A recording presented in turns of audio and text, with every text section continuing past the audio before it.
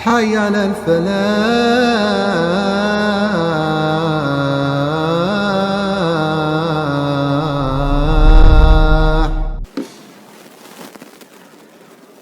الحمد لله رب العالمين وبه نستعين على أمور الدنيا والدين.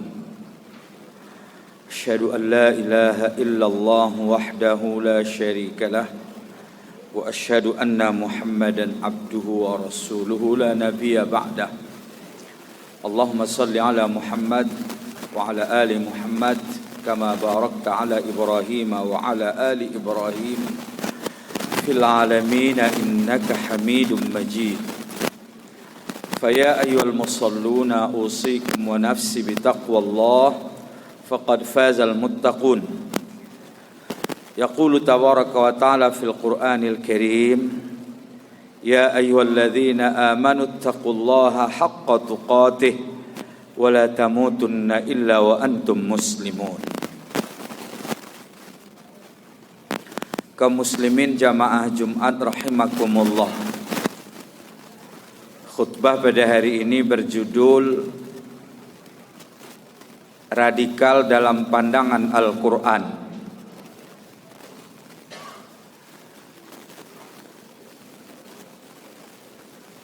Hari ini kita disuguhkan melalui berbagai media cetak, elektronik, sosial,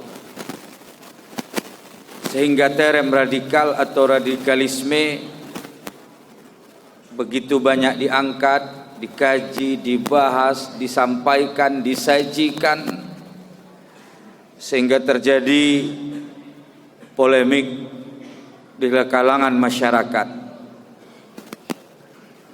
Walaupun tidak pendekatannya hukum, tapi pendekatannya sosial dan rasa, bahwa terminologi radikal, radikalisme itu diidentikan dengan Islam. Sebagaimana juga halnya terminologi teror atau teroris, bisa rekayasa, diidentikan dengan Islam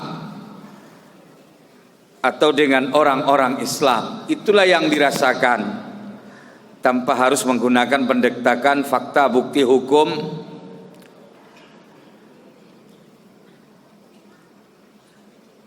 Orang memahami terminologi ini bisa beragam. Sebelum contoh kepada radikal, terminologi teroris yang terkadang musiman bisa muncul, yang kita rasakan diidentikan dengan orang Islam, padahal Islam jauh-jauh mengutuk teroris atau terorisme pemahaman. Radikal itu adalah aksinya, kalau isme itu pemahamannya. Teror, aksi terorisme itu adalah keyakinan dan pemahaman, isme. Orang barat memahami teroris lain, ilmuwan memahami teroris lain. Tentunya kita merujuk kepada Al-Quran. Al-Quran juga berbicara. Kalau pendekatan Al-Quran, normatif Al-Quran, ternyata Al-Quran malah memerintahkan teror dalam pengertian Al-Quran. Baca surah Al-Anfal ayat nomor 60. Wa a'iddu lahum mastata'tum min quwwah. Persiapkan diri kalian menghadapi musuh-musuh. Lalu ayatnya apa? Turhibuna bihi aduwallah. Turhibu itu akar kata dari irhab. Seluruh orang Arab menafsirkan teror itu kepada irhab. Jadi turhibuna bihi aduwallahi wa aduwakum. Kalian teror musuh-musuh Allah. Jadi memang perintah Allah. Cuma barangkali ada tidak boleh dipotong lalu disebar jadi fitnah lagi. Orang Islam juga jadi buat fitnah lagi. Padahal harus dikaji secara dalam. Tapi itulah pengertian teror dalam Al-Quran. Dalam kondisi perang, ya namanya dalam kondisi perang, bukan hanya menteror musuh, malah membunuh musuh pun. Tapi Al-Quran menggunakan terminologi itu. Apalagi terminologi jihad. Ketika ditanya apa hukum jihad, jihad wajib. Ratusan ayat yang menyebut jihad dengan segala macam ragam redaksi bahasa, mau fi'il madi, fi'il mudhari, fi'il amar, mau kata ungkapan, masdar, semuanya menyebut jihad. Jadi jihad ditanya wajib. Cuma kalau ditanya teror apa? Muslim menjawab teror itu adalah haram dalam tanda kutip seperti yang dipahami. Cuma kalau ada orang menarik bahwa jihad itu adalah teror, terorisme, atau dia melakukan teror dianggapnya jihad, itulah yang sebuah kesalahan. Tapi tetap jihad itu adalah ajaran. Wajahidu fi sabilillah, jihad. Nah, tapi kalau kita berjihad lalu dibilang kita teror, kita lihat Palestina. Siapa yang tidak mengakui bahwa Israel itu menjajah Palestina? Ya lalu orang Palestina membela diri dan mereka meyakini jihad. Cuma mungkin ketidakadilan media disebut mereka itu adalah membunuh diri lah, mereka itu adalah teror lah. Ya, itu terkait dengan kondisi sosial atau kondisi media. Hari ini khatib tidak menyikapi kondisi sosial, tapi khatib ingin mengangkat satu terem radikal dalam pengertian Al-Quranul Karim.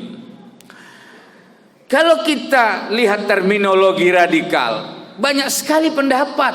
Kalau kita baca di media sosial bahwa radikal ini sudah pernah ada 200 tahun yang lalu di Perancis. Ada radikal ekonomi, ada radikal politik, ada radikal macam-macam. Ada radikal pemikiran, ada radikal agama. Hari ini khatib persempit adalah konsep radikal agama dalam perspektif Al-Quran. Jadi khatib tidak meluas dari sisi lain, tidak menyikapi pandangan orang lain, tapi sejauh yang kita pahami apa yang dimaksud radikal dan kita kaitkan dengan pendekatan ayat-ayat Al-Quran. Kalau kita pahami sesuatu itu terminologi seperti itu, ya bisa benar, bisa salah. Bisa diperintahkan Al-Quran, bisa tidak. Makanya harus dipahami secara dalam. Nah, subjektif dan objektif, khatib memahami apa yang dimaksud dengan radikal, pendekatan bahasa. Banyak pemahaman tentang radikal, tapi khatib membahas dengan sebuah batasan. Radikal itu kan dari kata radik. Radik itu akar. Kalau sebuah pohon itu disebut utuh, ada batangnya, ada daunnya, ada rantingnya, ada akarnya. Tapi kalau akarnya saja, ya, itu belum sempurna disebut dengan pohon. Ya. Makanya kata radikal diterjemahkan oleh seluruh orang Arab. Jadi orang Arab itu menerjemahkan radikal itu dengan at-tatarruf, atau at-tarfu, atau al-itraf, atau at-tatrif. Kalau teror itu diterjemahkan oleh orang Arab yaitu irhab. Irhab itu ada katanya dalam Al-Quran.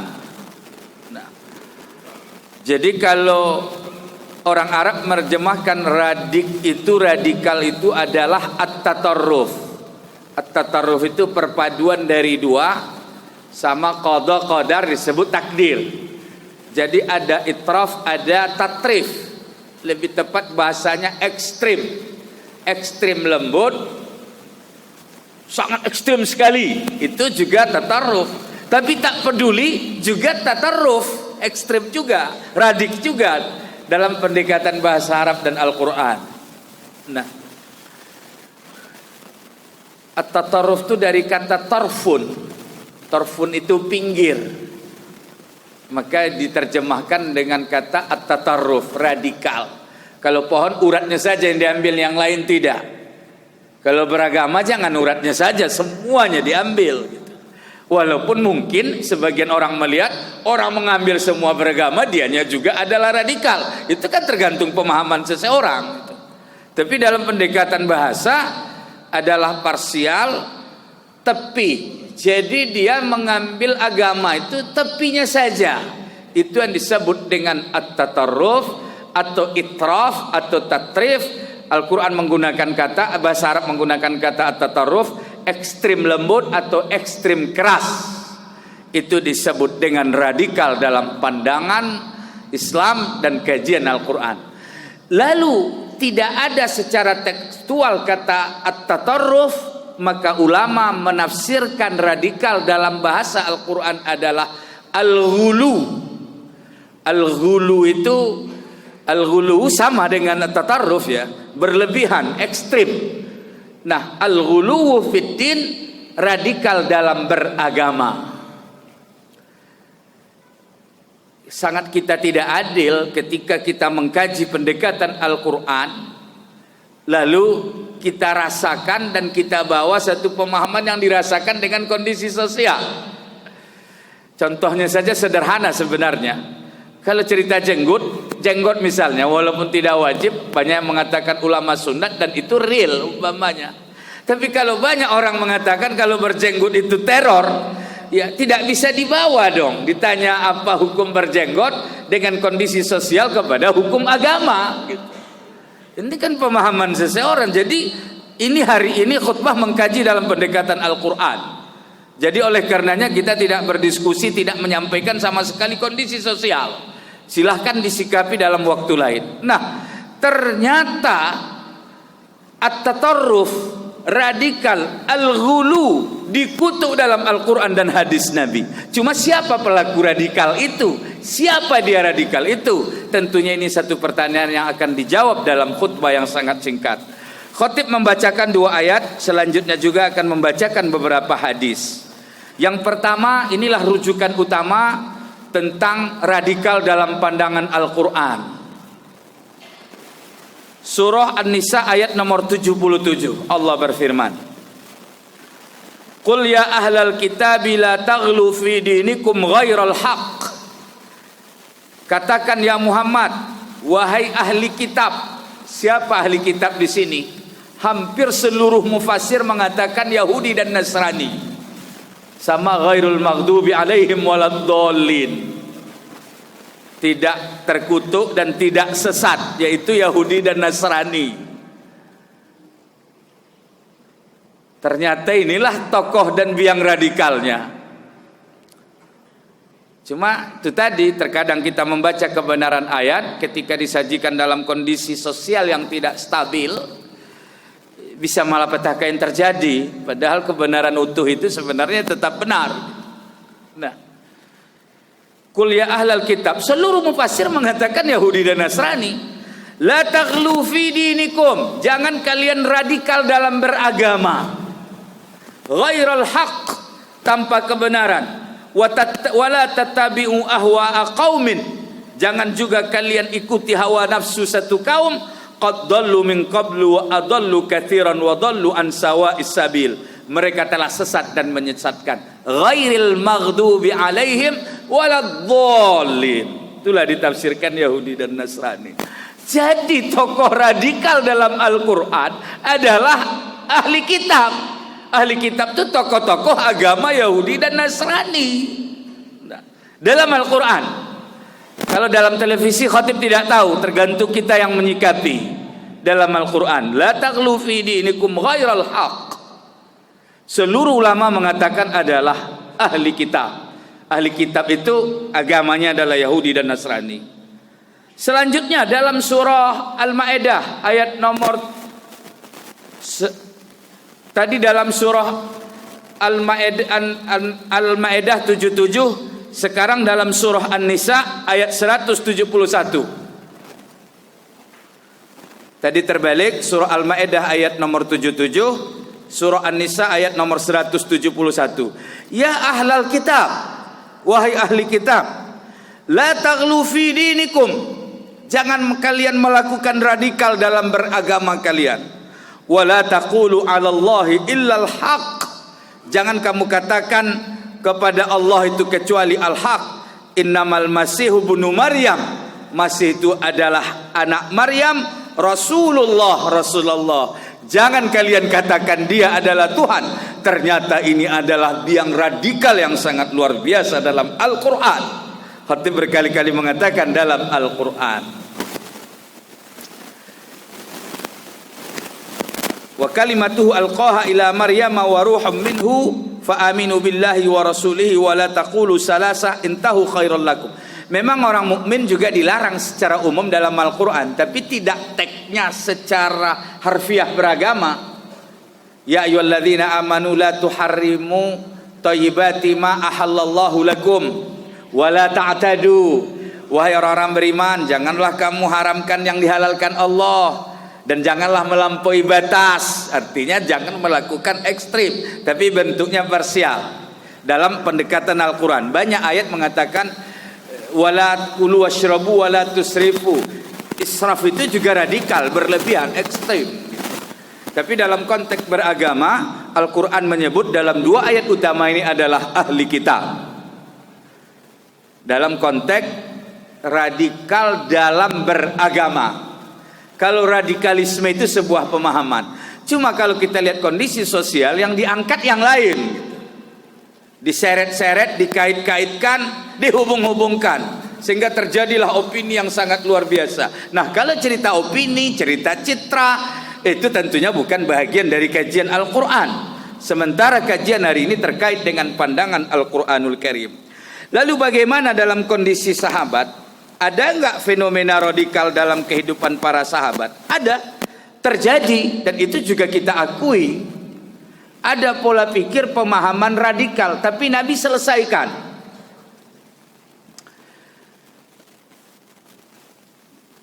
Dalam hadis lain, innama halaka man kana qablakum, hancurnya orang-orang terdahulu.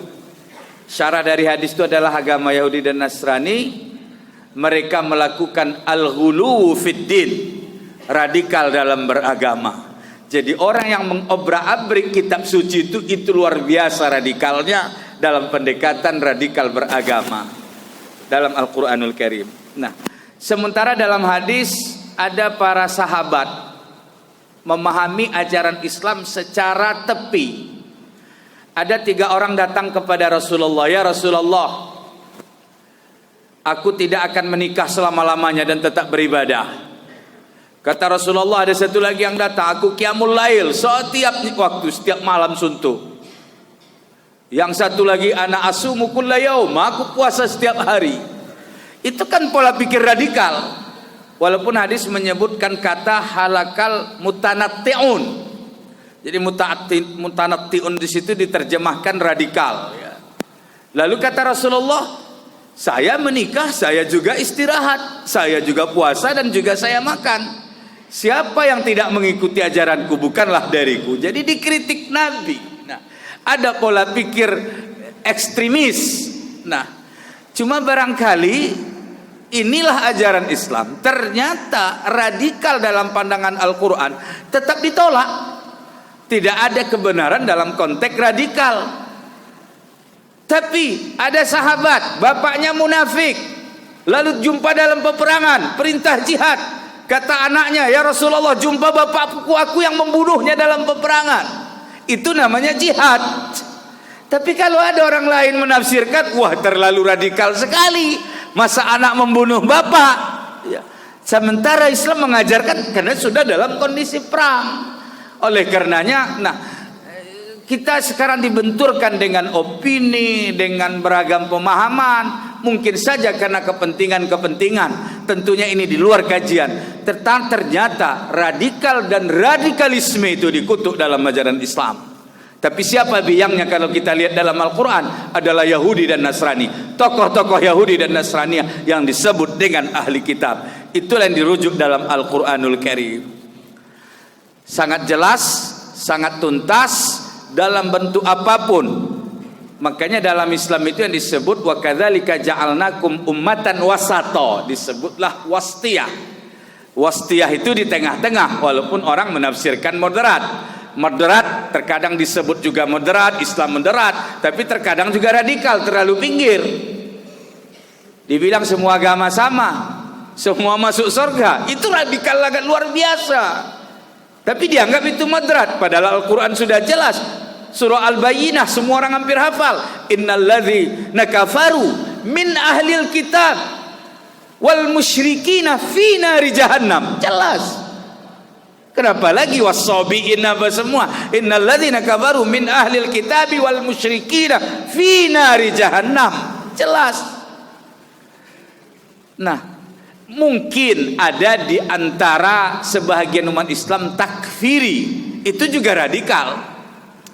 Cuma sayangnya kenapa umat Islam saja yang diangkat radikalnya? Inilah yang terkadang sangat menyakitkan. Kalau kita kaitkan fenomena Ambon, kita kaitkan dengan fenomena Wamena, kenapa ribuan orang Padang itu lari, Pak? Karena takut mereka mati. Orang Bugis itu kenapa? Lalu agama mereka itu apa? Tapi tidak ada yang menyebut dan memperpanjang. Akhirnya terkadang kita takut bercerita hal-hal seperti ini. Padahal kalau dalam pendekatan kajian itu harus terbuka. Itulah sebenarnya. Nah, mungkin ada kondisi sosial atau ada ketidakseimbangan. Mungkin dulu sebelum tahun 90 pegawai aja bisa jadi malapetaka dia pakai jilbab sebelum tahun 90. Padahal dia hidup sekelilingnya muslim. Polisinya muslim, masyarakatnya muslim. Dan tidak mustahil hari ini tapi tidak berjilbab. Irama yang lain lagi yang terjadi di kalangan hari umat Islam. Itu kalau melihat kondisi sosial, kondisi politik umat Islam, tentunya ini satu hal lain. Adalah sebuah fenomena di mana umat Islam hari ini sudah menjadi pecundang. Mungkin inilah makna hadis yang diisyaratkan oleh Rasulullah. Suatu saat umatku seperti daging yang diperebutkan serigala. Sahabat bertanya, ya Rasulullah, amin killatina, kami nanti sedikit. Kata Rasulullah, tidak, bal antum kasirun, kalian banyak tapi kalian ghusaun ka ghutha'is sail, kalian seperti buih yang diombang-ambingkan oleh ombak di lautan. Jangan-jangan itulah yang terjadi pada hari ini kepada umat Islam. Umat Islam terkadang merasa minoritas di saat dia mayoritas, apalagi berada di tempat minoritas. Lalu apa yang terjadi? Wallahu a'lam. Tapi tidak boleh putus asa. Allah tetap memberikan janji, khususnya dalam surah An-Nur ayat nomor 50 atau 55, bahwa umat Islam akan segera bangkit dan dijanjikan Allah akan berkuasa lagi di muka bumi. Hari ini umat Islam hancur, penyebabnya nomor satu siapa?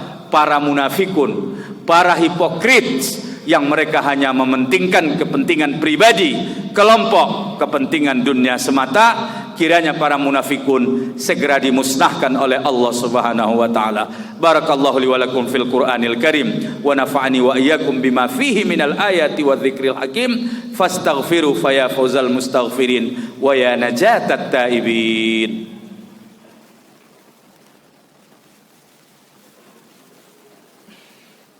Alhamdulillahi rabbil alamin wassalatu wassalamu ala asyrafil mursalin wa ala alihi wa sahbihi ajma'in. Amma ba'd. فيا أيها المصلون أوصيكم ونفسي بتقوى الله فقد فاز المتقون.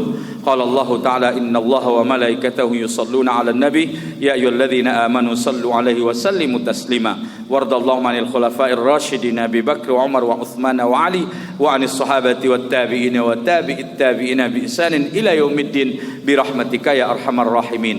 اللهم اغفر المسلمين والمسلمات والمؤمنين والمؤمنات الأحياء منهم والأموات برحمتك يا أرحم الراحمين. ربنا آتنا في الدنيا حسنة وفي الآخرة حسنة وقنا عذاب النار والحمد لله رب العالمين. عباد الله إن الله يأمر بالعدل والإحسان وإيتاء ذي القربى وينهى عن الفحشاء والمنكر والبغي يعظكم أقم الصلاة إن الصلاة تنهى عن الفحشاء والمنكر ولذكر الله أكبر والله يعلم ما تصنعون.